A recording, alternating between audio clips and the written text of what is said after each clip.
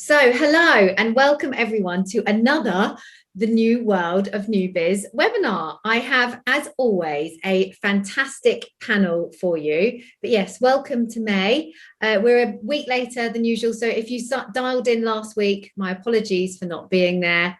I am here now. We are this month going to be digging into everything that is God, I can't talk. It's a great start to a webinar, isn't it? We're going to be digging into everything in the world of partnerships. So I've got an excellent lineup for you. But just to very quickly add, before we get going, we do have a poll at the end. So please do, if you're going to stay to the end, do fill out the poll for us. It really, really helps us. And we do share the data with you afterwards. So stay online. If you've got a question, then please submit it in the Q&A. Feel free, it usually gets quite busy in the chat, so feel free to say hello to friends, frenemies, etc. in the chat and connect with other agencies. We have the most, I mean, each month we're adding to this webinar, and we have just under 900 of you signed up today. So yeah, I feel very lucky to be able to hopefully help lots of you agencies out there attract and win new business. And today, to help me do that and discover everything that you can do to grow partnerships and help grow your agency new business through partnerships, I have a fantastic lineup. So I feel like, Ben, I'm going to come to you first, because this week, Ben and I are the Holly and Phil of the world of agency new business, doing loads and loads of webinars and online, on screen together, but separately. So Ben, if you don't know Ben Potter is business development advisor and non-exec, runs his own consultancy and really helps agencies attract and win work with the right clients. Him and I are doing some awesome work together. I can't tell you about everything today because I've got a very exciting announcement tomorrow. So keep an eye on your email inbox on something else that Ben is working with me on. But if you want to see Ben and I again, as well as talking about partnerships, tomorrow we are talking about the qualification process at the BD 100's Winning Together conference, which we do have a free ticket link for. I think I've emailed it to all of you. If you haven't had it already, lovely Michaela in the background, our head of marketing, is very kindly going to pop it in the chat for me right now. So yes, Ben is a fantastic expert in all things new business, but specifically today, partnerships. Up next, I have the fantastic, now I'm going to say this wrong, and I've got written out on my second screen how to say it right. And he told me that I need to say his name like the word bunion. This was Damjan. Damjan? Hello. Yeah. You got it. Hey. And oh my God, it's just wonderful. Is the co-founder of POPcomms and has some fantastic partnerships and has really helped grow his agency through partnerships. So should be able to share a lot with us today on how he's done that and how you guys can be implementing that within your agencies. And last but not least, the very lovely Diane Sullivan-Kaplan. So Diane comes to us with both the agency and the brand view, because currently is strategy manager at ID Agency, but previous to that, now Diane, I'm now forgetting which brand you work with. It was Orla Keeley, wasn't it? I always want to say Oliver Bonas for some reason, maybe because I'm a big Oliver Bonas and Orla Keeley fan. But yeah, was previously running marketing at Orla Keeley, but has also worked for Juicy, Pringle, some awesome fashion brands. I mean, that's why you always look so gorgeous, obviously, Diane. Always turn up looking beautiful. But again, because of the work she now does at ID, has some fantastic partnerships and also some views on how brands would like partnerships to work as well. So I think that's a really interesting view for us to explore. So there we go. Look, nearly just 5 minutes of me chatting to all of you without actually speaking to anyone else. Now we'll go into this week's webinar. So Ben, I'm going to come to you first because of course you work with a lot of agencies and advise on partnerships. And I know it's one of the things that you really encourage agencies to do. What is it that you feel is so important about partnerships, and why should agencies be prioritizing this in their new business mix? So in my agency days, we're going back sort of 5 years ago now since I left my agency, but I spent around about 14 or 15 years in agency business development roles.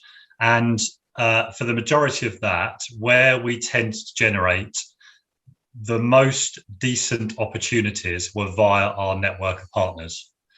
So if I go into an agency now, I tend to try and look at what they are doing in terms of generating opportunity and whether they are basically ticking the boxes. And I'm going to use a term which I hate, but I can't come up with a better term, but the low-hanging fruit. And I try and have a look at whether they are ultimately doing what I would consider to be the basics. And 2 or 3 of the basics are a proactive client referral program, not just waiting for referrals to come to them, but are we proactively going to our clients and in the right way asking to be referred or introduced to other similar brands is one thing. But the second thing is there a proactive partnership strategy in place? Because just from my own experience, it can be a real goldmine in terms of generating good opportunity from like-minded agencies. So I think it's one of those things that if you don't do anything else alongside the client referral stuff, you absolutely should be doing.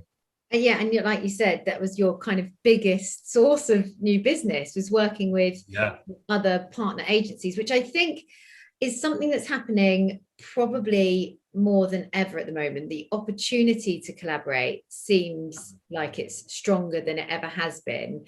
And I think agencies are feeling not less competitive, but less scared of even working with maybe agencies that traditionally may have some of the similar services in their arsenal to them. There seems to be a lot more happening in that space, and there are some great networks out there, some which I'm part of, like Pimento, which actually help connect you with agencies if you don't already have that kind of partnership. I do think it's really great if you can find your own partners and really look to build your own partnership network. But if you haven't got that and you need to get started, there are some great networks that enable you to do that quite quickly.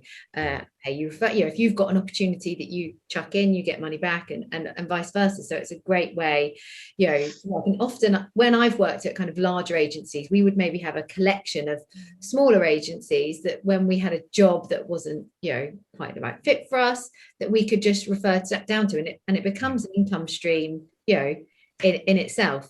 So Damjan, I know you have a slightly different views, and when I've worked, and I must say I probably worked slightly differently, Ben, to you, that we did have other agencies, but it was more us throwing things across the net when they weren't quite the right opportunity for us, rather than us getting a lot of opportunities from other agencies. But we did work really hard on our tech partnerships.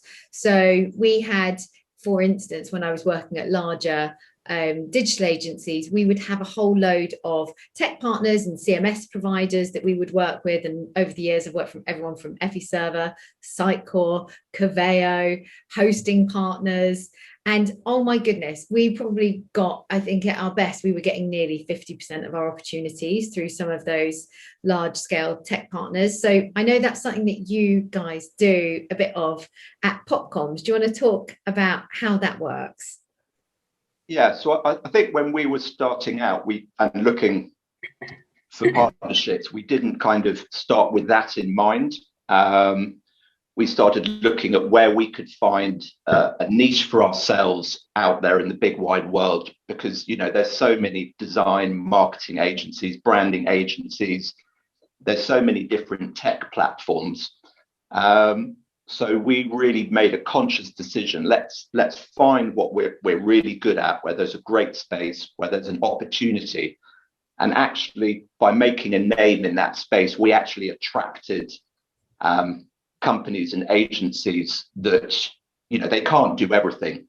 Big agencies, they can't cover every single base. So they were looking, when their clients were asking them for particular sort of services, they were then having to go out and find people that could fulfill that. So we naturally found that we were attracting inquiries from larger agencies and networks saying, we've seen you work in this space. Can you help us out? And so really, that's how our sort of partnerships developed. And then following on from that, we then also partnered with some of the sort of the tech platforms. So you know, a lot of these are just kind of, you know, they're very clever platforms, but they need partners to be able to sort of build on top of them, help their customers sort of integrate and maximize sort of the usage. And that has proved to be incredibly valuable for us. And we've almost sort of carved out quite a niche and a space. You know, we basically create sort of interactive sales tools for large multinationals when they go out. So the sales teams have everything in their hands when they talk to customers. And that's quite a sort of a unique space. It's very technical. It also requires sort of creativity and UX and strategy. And a lot of companies just don't cover that area. So we've almost kind of made a market for ourselves. So yeah, our partnerships, they don't necessarily tend to be so much two-way. So we're not often sort of recommending clients from us on to them, but we definitely add a lot to that relationship. You know, it's a new sort of channel for our partners. It makes them look good. And then we work obviously very closely together on delivering those tools and services.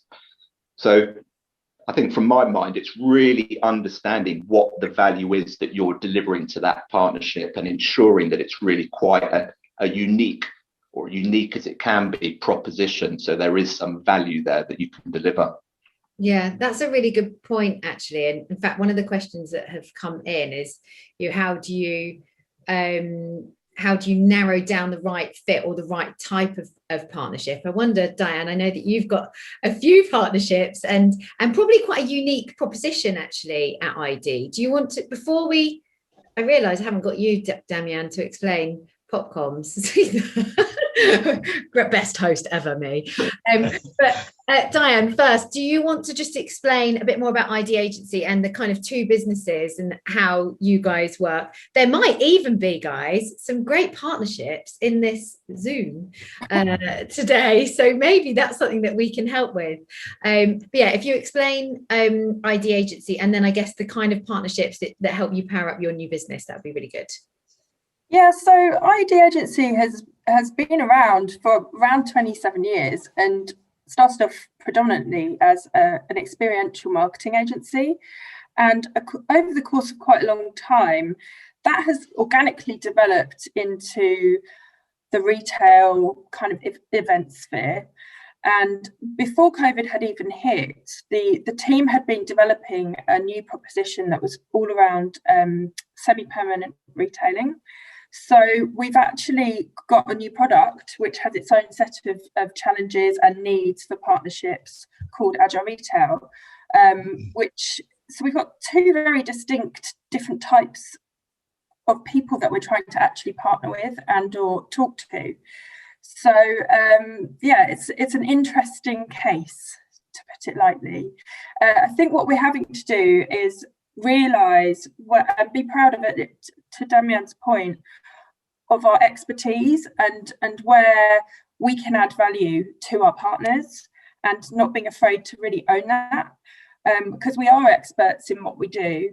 But then equally on the Agile Retail side, where we've had some success is finding partners who perhaps do a part of what we do, perhaps as well as us, or potentially better, but let's say as well as us, and work alongside them to generate kind of conversations and leads and ideas. So it's a very interesting mix, two different hats on. Yeah, it's interesting, isn't it? I think, you know, traditionally there was this, we were talking about, we do a prep call, guys. You'd never believe it, but we actually do. I'm the world's worst prepper as well. I fly by the seat of my pants on everything I do. I'm definitely one of life's wingers. But we were talking about how it used to be, and anyone who's been in the agency world for a long time will, I hope, echo me on this, is when I started in the agency world, coming straight from kind of, you know, the publishing, advertising world, and also working for brands, back down from the, you know, bright lights of London to sunny Dorset. I started working with agencies, and we would do a lot of kind of white labeling, but I worked for my first ever role actually was in the agency world, was it as quite a small creative agency. And we did some amazing work. We worked for really awesome brands, but we could never talk about it because we always had to white label and we were never able to say this amazing work that we'd done. I just don't see that happening anymore. I think, bigger agencies are happy to work with smaller agencies and vice versa, or not even bigger and smaller, similar sized agencies, and be quite open about the fact that, you're working with someone else who's best in breed, who's an ongoing partner that you work, we can't all be experts in everything. And I think this kind of maps back to the kind of niching subject that I do talk about quite a bit, but that it's so important. You can't be everything to everyone. You can't be, unless you are a huge agency, and even then it becomes hard to communicate that through your marketing. You need to partner up with some best in breed agencies at some points, and I think that really constrain, it shouldn't be seen as a negative. It absolutely should be seen as a positive and something that can strengthen your pipeline. So I definitely have seen a big step change. I know some of the questions that we've had in already, I will try and start answering these before it goes mad, that you've said, how do you narrow down the right type of partnerships? So Ben, I know we've discussed previously how you can find the right kind of partners that complement what you do. Maybe that's something that you could kick off with. Yeah, I think a lot of the methods you use in building your partner network are not dissimilar to how you would go about reaching out to prospects and clients. So I'm really big on having an ideal client profile, a really clear view of what the right end client looks like for your agency. And there's an article I've written on LinkedIn about what might go into that ideal client profile. I would start by doing exactly the same thing for your partner network.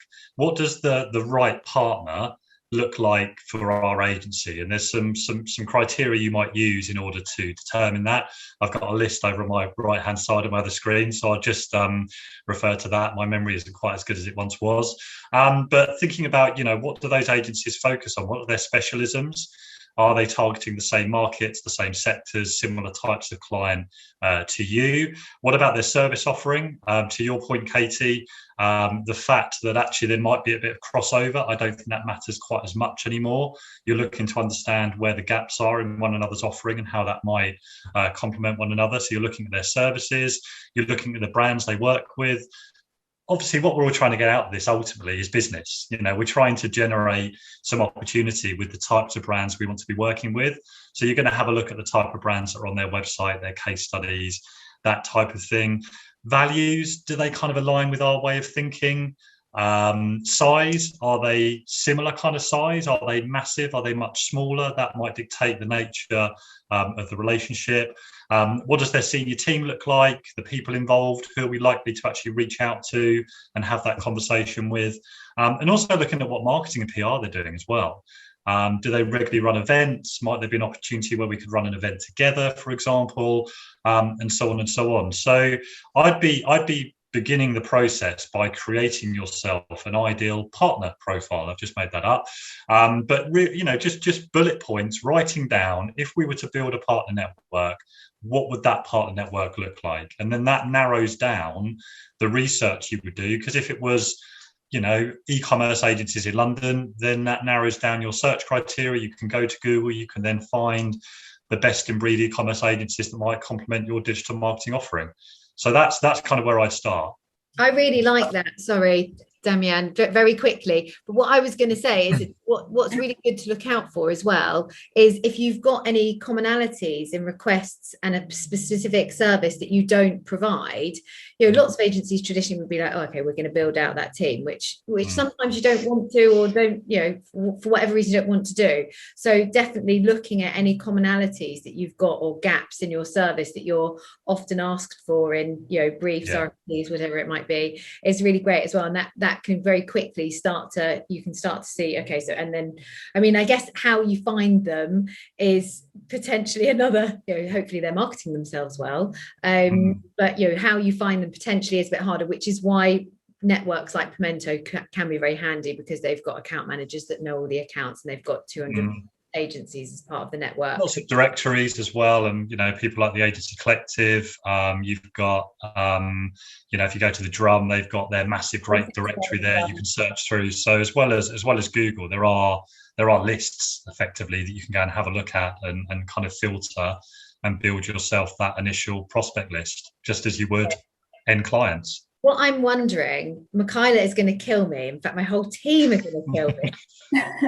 But what I'm thinking, everyone who's not here, maybe in my little follow-up email, or maybe not in today's follow-up email because Michaela will kill me, but in a follow-up email, which will happen this week at some point, is that we draw up some kind of questionnaire or sheet so that you can fill in what you do, what kind of partnerships we're looking for, and maybe we could start to try and help match some of you guys up together and do some kind of virtual networking-y thing. So yeah, just to commit to that right here and now. I told you I fly by the seat of my so yeah, let's see if we can also help with that, because it's something we can do for you guys for free, and there's lots of you. I can already see the chat is kicking off. Sorry Damjan, as always I talk too much. Over to you, darling. No, I just wanted to sort of go on to Ben's point and actually say that I think you need to look a bit deeper as well. It's not just about the partners. So, what we do is actually map out the end customer's journey. What are their various touch points throughout whatever it is that they're trying to do? And then that will show you the kind of businesses or agencies that they need to interact with to get that work done.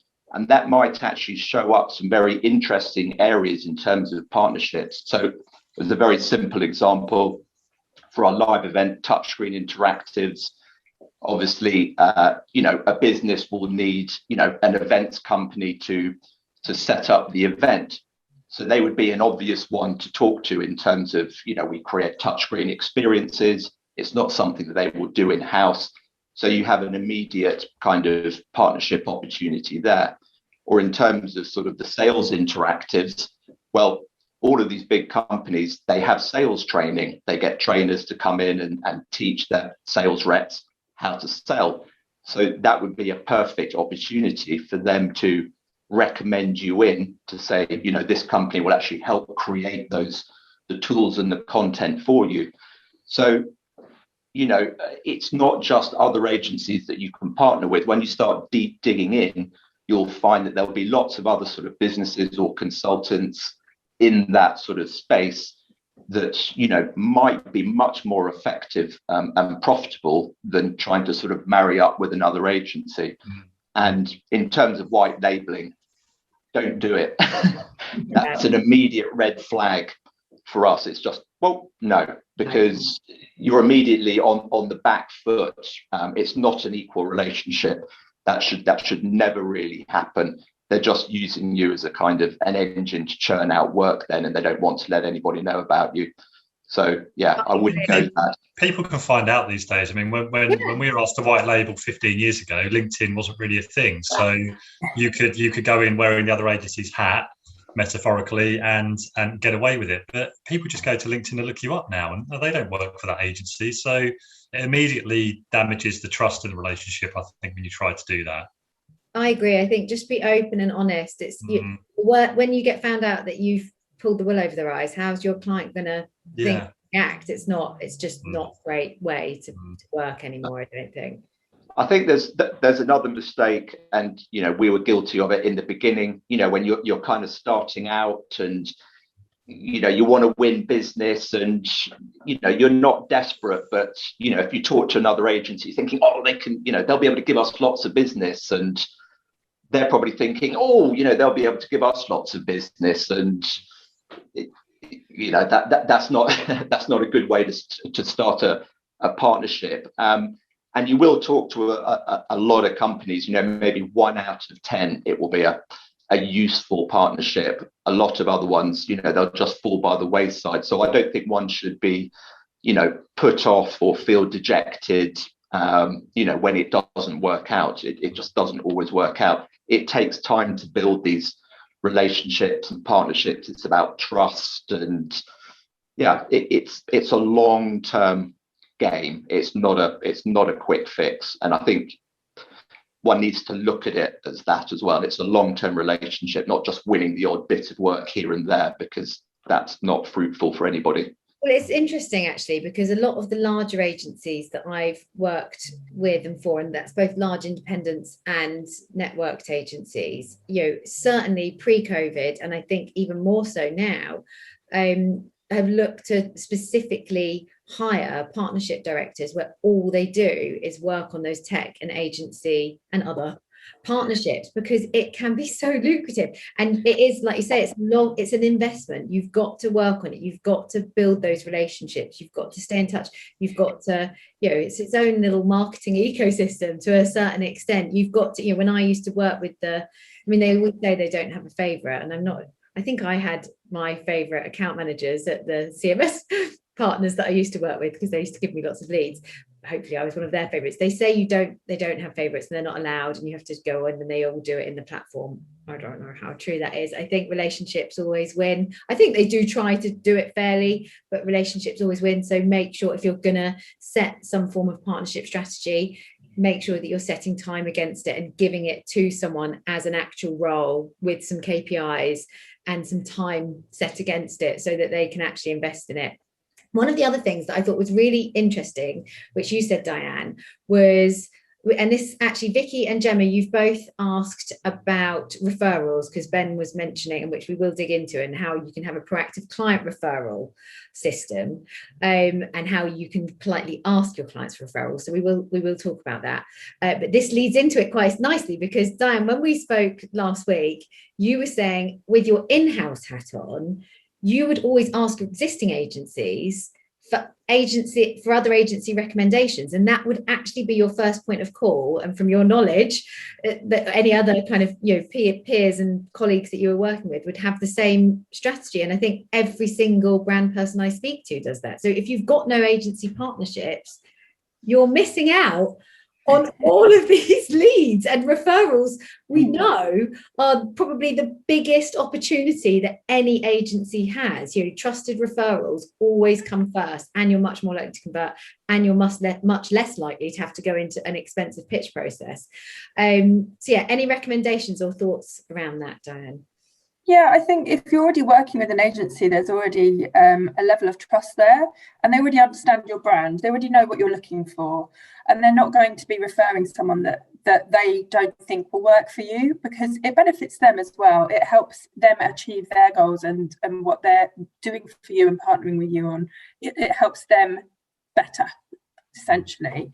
And with my in-house hat on, sometimes it's nice to have a lead agency coordinating everything.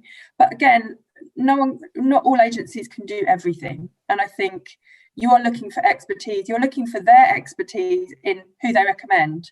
And you are assuming that their recommendations are experts too. So yeah, it's really, really important. It's definitely always where I would go first. And I probably 9 out of 10 times would hire a recommended partner. Did you used to have, Diane, many agencies ask you to refer them on to Yes. another, to another client, or if you had anyone in your network? Absolutely. And I think a lot of the roles I've had as well have been across various product categories and also different types of new business. So I've come across a lot of very different types of agencies and products, and it isn't always a one size fits all. And you'd be surprised the agency I worked with 8 years ago are still relevant for one niche thing for somebody now. So again, it goes back to that conversation around relationships and long-term thinking. It's just because you're working with someone now and you stop working with them doesn't mean you don't like working with them, you don't think they've done a great job, and you wouldn't then re-refer them in the future. So yeah, it's so hard to feel confident enough to ask as an agency, though. If you're doing great, I think the key is if you've really delivered for your client, and Ben, I'm going to come to you on this. If you've really delivered for your client and you feel really confident to say, we've done this piece of work really well, or we've delivered it, do you know anyone else? Are there any other brands or peers or people that you think would benefit from our service. Now, it is a bit of a tough one because sometimes brands are a bit competitive and they don't want to share their lovely agency with, you know, all of their competitors. But I mean, my kind of thing with it is, if you don't ask, you don't get. I don't know whether any of you have any advice on how agencies can ask brands to recommend them on, if that makes sense. So asking their clients, their existing clients they're working with. So because I think that's something that isn't done enough. And I used to challenge our account management team, say, look, ask each of your clients for 1 or 2 referrals. That will boost our pipeline. You know, as a new biz director, I was always keen to do that, because you know that they're the warmest opportunities that you're going to get referrals. Yeah. So if you can boost that, and you've got, you know, 10, 20, however many clients you work with, if you've got 2 referrals of each of them, you can see how very quickly that's going to massively increase your pipeline. Any tips on how agencies can ask their clients for referrals? Yes. Go on then, Damjan. I think what works really well for us is you don't always have to ask the client to recommend another business. Depending on how big they are, they might have a lot of divisions within that business. So for instance, Bosch as an example, we started working for one division. It's a ginormous business. I mean, it's not just washing machines and drills. They do industrial machines, car parts. I mean, thousands of different product lines. We started working for one product division, worked with them for 2 years. They loved the work. And then we just said, look, who else within your business do you think would benefit from what we've been doing together? 2 years later, we work for every single product division within an arm of Bosch. They're more than happy to recommend us. I mean, it makes them look great within the business because they've been working with this team and they've got these great tools. It's a really easy ask, and you just shouldn't be afraid to ask. You just need to come out with it. I mean, the worst they can say is, I don't know anybody, but everybody loves to, you know, to help out, especially if it's been, you know, successful. They'll be more than happy to say, yeah, sure, I'll introduce you to so-and-so, and just build it that way. They're probably not likely to recommend us to a competitor, you know, or another business, but they certainly would internally. So that really shouldn't be underestimated. Big businesses have thousands of things they need to do. So yeah, go for it. Just ask them. Yeah, we've also had success with that as well. We work with quite a large drink supplier of soft drinks, and they are developing new products constantly. And you know, if you don't ask, you don't get. You have to sometimes be brave enough and assertive enough to go and actually ask in the first place. I think that's the key. It's being brave. I talk about being brave a lot, but it really is. If you don't ask, you don't get, and you need to find a way that you're comfortable to ask. So, I mean, are there any specific tips on how you frame that conversation? You do it as soon as they're excited about the project. Don't wait. Yeah, when there's that euphoria, it's been delivered, and they're like, wow, this is so cool. And you go, great. Who else can we do some stuff for? Whilst, you know, they still kind of feel that, you know, if you leave it too long, you know, they get pulled off onto other projects, or things, you know, happen, and then it's like, I've moved on now. So strike whilst, you know, I think it's a way of making that a bit more objective. One thing I recommend agencies to do is to use feedback as the catalyst. So if you use something like Net Promoter Score, the question you are asking is, to what extent would you recommend us to your peers or to your colleagues? So hopefully they give you a decent score, which is an 8 or a 9 or a 10. By the very nature of that question, they have said they would be happy to recommend you. So the natural next step after you've asked for that feedback is to say, well, go on then. You wouldn't ask that way. One recommendation I would also make is you're quite specific in what you're asking. So rather than just say, do you know anyone, where you're putting all the onus on that person to have to go, well, who do you want to speak to? You know, what does your ideal client look like? You know, all the effort is then on that person to try and look through a list of names or look through LinkedIn. I would use LinkedIn. We have this wonderful tool where you can go and have a look at their connections, have a look at who they're connected to. If they are connected to somebody that fits your view of what the right client looks like for your agency, be really specific. Say something like, I notice you're connected to Joe Bloggs at Bosch. Do you mind me asking what the nature of that relationship is? I would do that first, because we're all connected with people on LinkedIn who we've never met. We don't actually know. So before you ask to be introduced, just qualify what the nature of that relationship is. If they say, yeah, we go way back, we used to work together at whatever company, you would then say, would you mind facilitating an introduction between us? We'd really like to have a conversation with that brand. If the client's happy, if they're in a good place, if they know that person well, in most instances, they'll be happy to help you. As long as you reassure them that you're not going to go and do the hard sell on that person. They might be a bit, don't go and ruin that relationship by doing the hard sell piece on them. So you might need to reassure them that that's not the approach you're going to take. But I think most clients who are happy would be only too willing to facilitate that. Yeah, that's great tips there, Ben. And like you say, if you don't do it, you don't know, but don't try and overly sell. Make sure that you're going in with something helpful, or if you've spotted something specifically that you can help that brand with, taking that approach rather than just going in with your creds or something. Make sure that you've got something that you really want to help them with and that you believe you can help them with. Now, I'm going to do something which I haven't done before. I feel like I'm turning this room into Clubhouse because I'm going to invite someone on stage.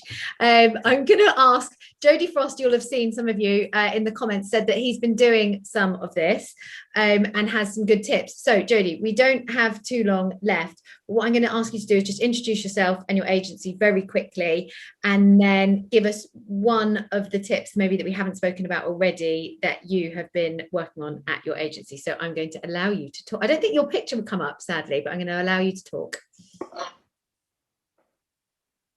Jody, are you with us? Yes. Can you hear me? Well, hey, look at that. It's magic. I've never done this. Wow, there we go. There we go. This is the first on the new World of New Biz. So yeah, well, welcome to the inner circle, darling. Oh, well, thank you ever so much. Well, firstly, guys, this has been a really, really great talk. And like, to be honest, we're kind of reframing everything that we're doing to be very much more focused around this area.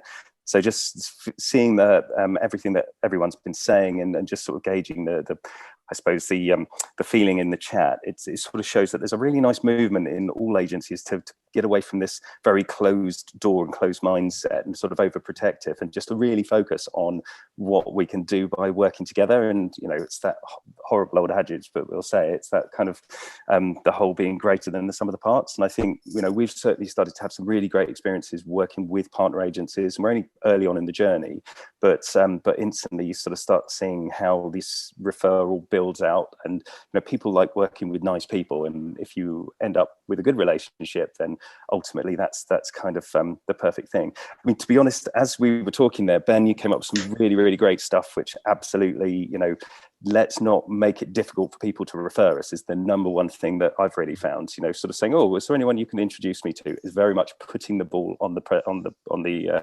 or the onus for action on the client, which, let's be honest, none of us want to be in the situation where we're asking our clients to work for us. Something that we've done quite a bit of is just getting like video testimonials with our clients and kind of helping them raise their profile a little bit with us. So, everyone likes to sort of feel that they're important, and everyone likes to kind of have a little bit of extra gravitas. So kind of using that has been really useful. Fundamentally, the other point that you've already mentioned, Katie, is ask for it, and that's the fundamental thing. We now have, like, across all of our client service teams, we have a really structured approach to making sure that we're actually saying, exactly as you say, Damjan, when people are excited about the project and people are kind of really interested in it, giving them a chance to sort of talk to other people about it and saying, that's really great. We get most of our business through referrals. Would you mind at some point, if I ask, giving me an introduction or a referral to someone that you're connected with or someone within your business? No one's going to mind doing that. And certainly I've always been surprised. Like we work not in a total niche of the drinks industry, but very much a focus on sort of the beers, wines and spirits industry. And you'd think competitive brands, competitive marketplace, we work across a swathe of some of the bigger spirit houses. All of them are totally happy to refer us and talk about the work they're doing. and it's helping them sort of raise their own profile a little bit, but also just sort of share on some of that great work that's going, because ultimately it just sort of benefits the category, and perhaps it's that kind of ethos that works. The last thing is, and I won't waffle on too much longer, but making it measurable, as with all things marketing really helps. Like if you say to all of your client service teams or your business development teams to sort of say, okay, we want you to be creating a referral pipeline, and we want to get this many referrals by this point, and structure it out. You'd be amazed at how quickly people start asking, because the first time you do it, it's really nerve-wracking. You're sort of like, oh, would you give me a referral? And they'd more than likely say yes, but the first time you ask is always that breaking point. If you make it part of that process, part of that conversation, and a measurable, even down to silly things like a spreadsheet saying I've requested 15 referrals this week, or whatever it is, however it works and makes sense for your business and your conversations. That's been a game changer for us and really helpful. But yeah, not just clients, other agencies, other partners, people that everybody knows people, and ultimately it's great if you can pass that on. But I'll shut up, because you guys are doing an amazing job, and I'm just waffling on. So thank you ever so much for inviting me, but I'll cut it out. Oh no, Jodie, you were brilliant. Thank you for being brave enough to come up on stage and offering your wisdom. That was really helpful. Some great insights in there. So thank you so much. You're very welcome. I'll pop you back on mute, and see you back in the chat. So I think, that to me, I guess, one of the things that I've always done at every agency I have worked at is build out that spreadsheet. I think that's a really good tip. And if you just ask everyone to put one person that they could refer you to, even if you're just asking your staff to refer you to people, most of us have worked in this, creative advertising digital world for a fair bit. It's likely that even if you just ask your staff for referrals, that you're going to get something. So I think referrals you can have lots of different referral schemes. You could set up a spreadsheet and have staff referrals, client referrals, tech partner referrals, and just try and start to build that out. And if you can, KPI your staff to ask their clients for referrals, ask your staff for it. There's so much you can see how you can build your pipeline so quickly. And honestly, I can't say enough how much easier it is to convert referrals, and there's loads of stats around it, than it is to do the fresh outreach stuff. Not that I'm saying don't do the fresh outreach stuff, because that's what my agency does, so obviously do that as well. But if you can fire up on all of these different channels, then that's when you win. But do look at your low-hanging fruit first, because this is probably going to be the cheapest thing that you can do. One of the other things, sorry, going on and on, I'm talking too much, that I always think is really good, and I've seen some agencies do this brilliantly, and I don't know if anyone on here is from there today, but an agency called Lab Digital, they used to do some really lovely dinners where they just get partner agencies and tech companies together, and actually YHive used to do that really well, where you just do like a partners dinner and you take them to some fancy restaurant in London. I think I got to go to one because we helped them win a really big client at Heston's where's Heston's in Knightsbridge, anyway, wherever it is, Mandarin Oriental. That was really posh. You don't have to go quite as all out as that, but somewhere that people will want to go. I mean, we're allowed to go back to restaurants now, so I don't know, maybe this could be something we could do. But yeah, I think if you have partners that you work with regularly, get a quarterly dinner in the diary. Just say it doesn't have to be Heston's, it could just be your local Slug and Lettuce, but somewhere that you can get people together and introduce them and help them meet each other. I think that's a really great and simple, inexpensive thing, if you don't go to Heston's, that most agencies could do. Sorry, Diane. Yes, I was just going to make, somebody posted a comment earlier, which I think was useful to refer to, about charging. How do you sort of manage your rates in partnerships? I think it was Steve Harrington said that. From our point of view, a bit like white labeling, we will not discount our rates at all to partners. I think that's a very slippery slope to go down if you do that. I mean, immediately discounting your rates, it's going to impact your profit levels. And personally speaking, I just don't think you should do that, really. At the end of the day, if you value what you do and that work has a price, then, you know, that is the price. Every single consultant will tell you to put your prices up anyway. You know, Robert Craven and these guys, it's just standard. Always never discount your prices. If anything, they should always be going up your rates. So in terms of a partnership, I think right at the beginning, one needs to make it clear, you know, this is what we charge for what we do. You know, we deliver a great service with great outcomes, and, you know, what about commission? Do you have any agreements in place with partners whereby you'll give them a kickback if they have brought you a client? Because that's always an interesting question posed. Yeah, with the tech platform. So, for instance, we work with Showpad, which is a sort of global sales enablement platform. Then there is a formal agreement in place. You know, if we bring a client to them, then there is a commission involved. But actually, we will be very transparent about that with our client as well, that, you know, we bring you on board, we do get a commission for it, but we will explain, you know, why we feel they are the right fit. So in other words, we quickly change the conversation away from the commission, so they don't focus on, hang on, you're getting a kickback. They are more focused on, oh, okay, so we're going to get this, this, and this. Yeah, I mean, why wouldn't we really? So yeah, one shouldn't be embarrassed. You know, lots of people are embarrassed to talk about money, but unfortunately, you know, the straighter you are, the sooner you talk about it. It's just a clear, transparent relationship, and you can get on with the business of delivering great work. But please don't discount.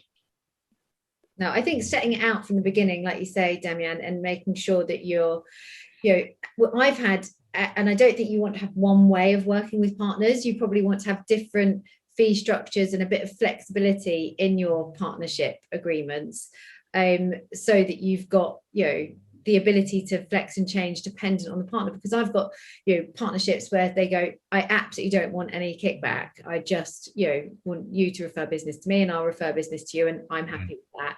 Others that go, yeah, we want 5%, or, you know, tech platforms that might go, actually, you know, if you offer if you resell our tech platform, or you introduce me to someone, I'll give them a discount because you've referred through us, plus I'll give them a discount as well, or plus you'll get your referral, or whatever. So I think you need to have flexibility, personally, because no other business is going to have the same profit margins and models. I mean, I guess as an agency, you know, referring to another agency, for instance, is a simple one, because we all understand roughly how our margins work. You know, we know that agencies typically, if we're doing all right, when we should be working at around about 30% profit, whereas, you know, tech companies, you know, work at, you know, 70% profit usually. So you know that they've got a bit more to play with. So I think it's worth keeping those kind of things in mind. Obviously, the tech companies have, you know, have got a bit more, you know, profit to play with than us agencies have. So keep that in mind when you're, you know, developing your partnership and referral schemes, but definitely have some kind of flex in there. I do have a few more questions. Has anyone got anything else to add on that subject before I move on? No, that's what I like to hear. I've spoken too much, clearly. So there's a couple more questions in, which kind of falls off the back of what I was just saying, is any recommendations onto structure T's and C's? I think maybe we've just covered that, is keep them flexible and open and unique to each partnership, I would say. Yeah, the other thing I used to do, certainly in, you know, you might go and have a meeting, and hopefully we'll be able to do that face to face very, very soon. But, you know, you might go and have a really good meeting with a prospective partner, and you agree there's something there. You might not necessarily have any work for one another right then, right now, but you agree there's something there, and you will chat again, you will meet again, you will hopefully be able to uncover some kind of opportunity.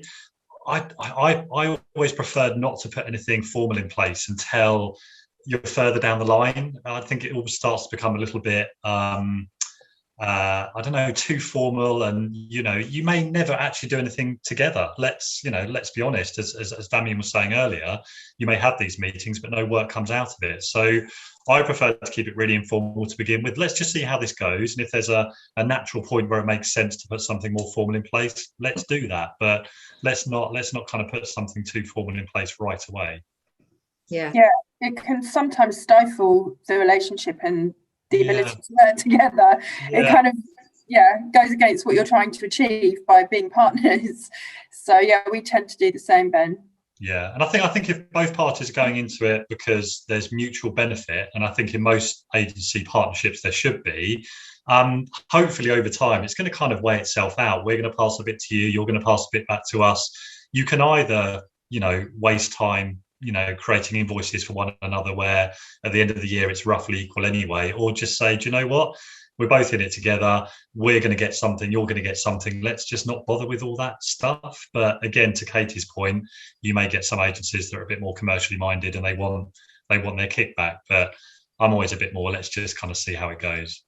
Yeah, help each other, I guess. And after a year, if you go, God, we've given them 5 leads and they've won 3 new clients off us, but I haven't had anything from them, then you might go, actually, do you know what? This seems to be more of a one-way street than we thought it might be. Would you mind us? I think as long as you have that conversation up front and you say to them, look, can we review after a year just to see how it goes? And it's always about setting people's expectations. You don't want to agree something and then regret that you've agreed it. So if you're going to keep it open, state what you want to do, and maybe even set that review date in the diary so that they know it's coming and it's not going to be a surprise if you do suddenly ask them to start paying you a referral fee. But I think it's just about seeing how it goes a lot of the time. So you'd hope they'd be aware of that as well, the fact that they've won those 3 bits of business. You would hope, again, if it's a good relationship, that they know that, and therefore they'll take you out for a nice dinner at Christmas at least. Definitely. To say thank you. To Damjan's point earlier on, I think somebody put it in the chat that you should always thank people for those referrals. So if it's all one-way traffic but you're not getting that thanks, then bit of a red flag there perhaps. Yeah, the best clients will always, or best referees, whoever it might be, will always say thank you. I think it was Jodie actually who said that, is most importantly, always say thank you. Yeah, I mean, obviously be careful of the Bribery Act, but I don't think that counts as a Bribery Act if it's a referral. I don't know. I think, take them out for lunch or whatever you're allowed to do. Anyone, but say thank you, and if you can, if you're allowed to gift them something, then that's always, people really do appreciate that. I do have another open question before we end, and I feel crazy that I haven't spoken about it already. Is, of course, there is a platform that helps agencies get recommended called the Drum Recommends, and we have had Kat, who is a lovely and a wonderfully good friend of mine. So I feel bad for not kind of, bigging up the Drum Recommends already, seeing as she heads it up. But what are your... I have used the Drum Recommends, and I have actually, it used to be called the RAR, Recommended Agency Register. So I used it more back in the day before it is what it is today, which I think the platform is growing and they're adding a lot to it all the time. So if anyone's interested, I'm sure, there we go, little introduction, I could refer you on to Kat. But what are your thoughts? And please be honest, guys, have you used the Drum Recommends, or have you guys got any thoughts on the Drum Recommends? I think you need to be of a certain, it costs money, Drum Recommends. It's not cheap. So, we're not on it. There are other ones out there. It's not just, there's Clutch, which I think is sort of the US version as well. Does quite well, I think. And I thought it was like a scammy thing. In fact, when I was probably like 8 years ago, they came to me and they're like, we want to feature your agency on this list, and we used to get some quite good opportunities through it. It does get, from an SEO point of view and other points of view, there is definitely an advantage to exploring these things, and I personally think, why not try it? I'd love, if anyone in the chat wants to add their experience with the Drum Recommends, again, please be open and honest. We want real feedback here. There's no good, bad or ugly answer that we wouldn't accept. So please do pop it in there. There are quite a few, but I think you kind of need to do your homework, and at the end of the day you've got to make sure that the clients you want would also be on there. Otherwise you're just advertising to no one really. Just be careful. And they can consume a bit of money as well. My advice would be work your own network and your own referrals. If you're not doing any of this already, work your own stuff first before you explore something like the Drum Recommends. And then once you've got that working well, then look at, you know, other platforms that you might be able to pay for, and or, you know, like Clutch, which is more of a, I don't know if it's a referrals thing or more like a list. Is it like a top agencies thing? Clutch is worth your checking out. So yeah, definitely do give it. And you need to have testimonials because they actually interview your clients as well. So it adds quite a bit of gravitas. So you can't just go on there and make up some glowing testimonial, because they actually insist on interviewing the client, and you get ratings off the back of that. So yeah, is it Clutch.co? I mean, this is really me casting my memory back. Clutch.co, I think it is. I think it's Clutch.co, yeah. But they've definitely ramped up, you know, the platform, and I mean, I can see people are saying they've had good recommendations through it. In the chat. It's definitely one to look at, and they don't charge, I don't believe. We're starting a whole other conversation now about intermediaries, which is an interesting one to dive into. I feel that I should get all the intermediaries on at some point. I don't know how that would go, but it would be fun. Cool. Right. We only have 4 minutes left. So what I'm going to do is launch the poll. So those of you that are still with us, please do get voting. I will launch it in the background, and then I can publish it before we finish. And then I'm not forgetting to do it. So you'll see the results live, and then we will share them with you all afterwards. But just before I close, I would love to get, if all of you could kind of think of, or each of you, sorry, not all of you, hundreds of people that are dialed in, but the people that are on screen, could you give us your one thing that you should do if they were to leave today, what's the action they should take, the one action they should take? Sorry, that was asked really crappily. What one action should everyone take? Each give us your top tip. So Ben, I'm going to come to you first. Put me on the spot. You're my Phil, that's why.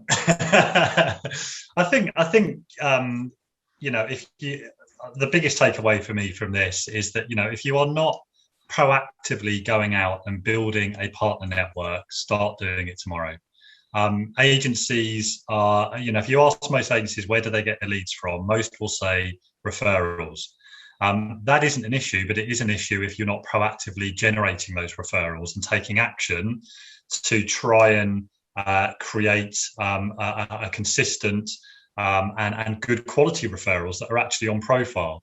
So my biggest recommendation is, if you're not doing what I call the low-hanging fruit of building that partner network, start doing it tomorrow. 100%.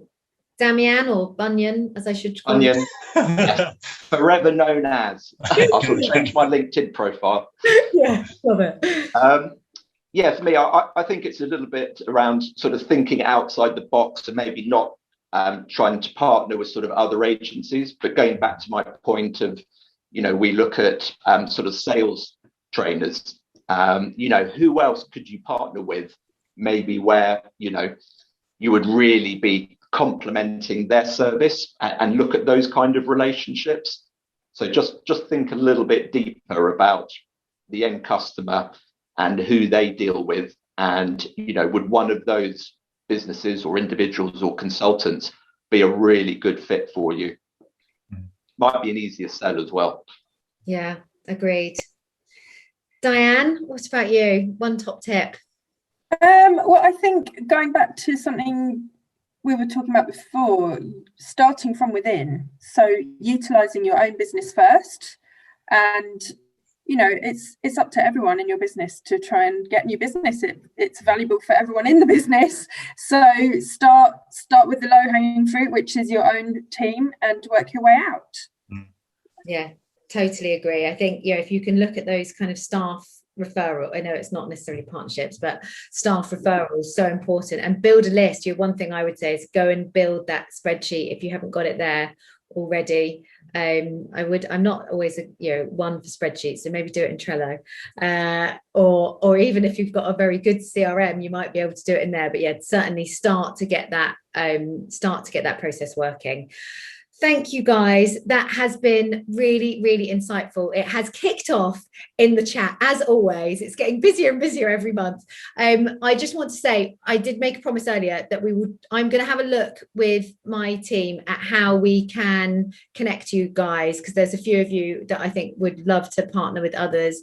So it might be initially a spreadsheet or a Trello or something that we share with you all, and then maybe an event. I don't know. I've got something very exciting which I really want to talk to you all about today, but I'm talking about it tomorrow at Winning Together. So if you haven't got your Winning Together free tickets, they're £25 usually. We can get you them free. Our code did run out last week, but it is now been reinstated and we do have some more free tickets.